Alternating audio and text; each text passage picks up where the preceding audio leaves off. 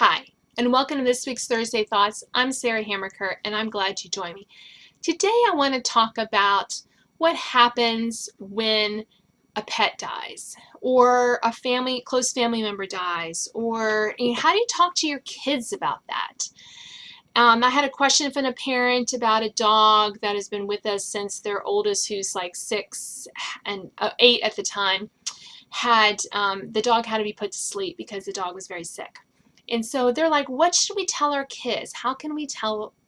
What should we tell them? How much information should they be given? And this applies to not just pets, but to perhaps relatives, friends, family members, whoever that, people that they're close to or they know more than a passing acquaintance with, who might get sick or may die or have any illness or death. So, or pets of relatives or their own pets. How should you talk to your kids about this?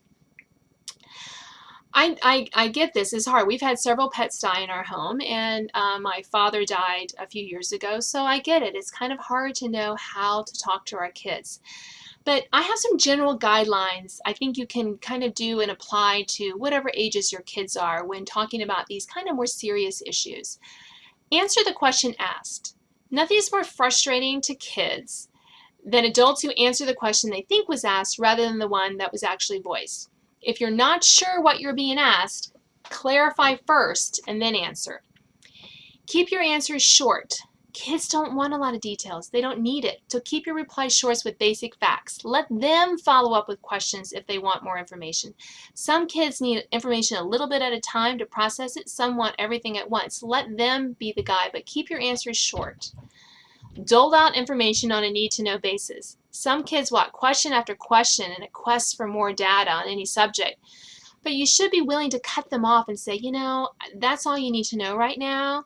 And as we know more, we'll let you know more. Know when to stop talking about the subject. Sometimes kids like to worry a topic to death.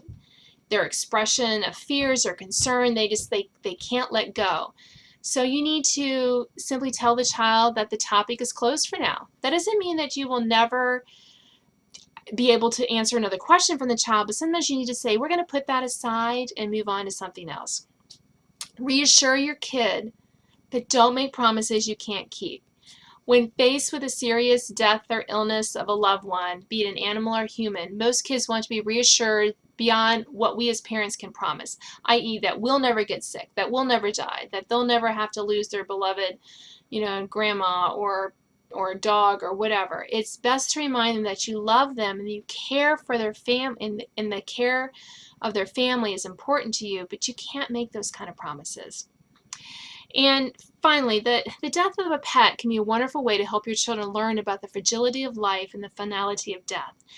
And that may sound like a strange thing, but it's not a bad thing, especially for those of us who have faith and know that when we die, we go to a better place.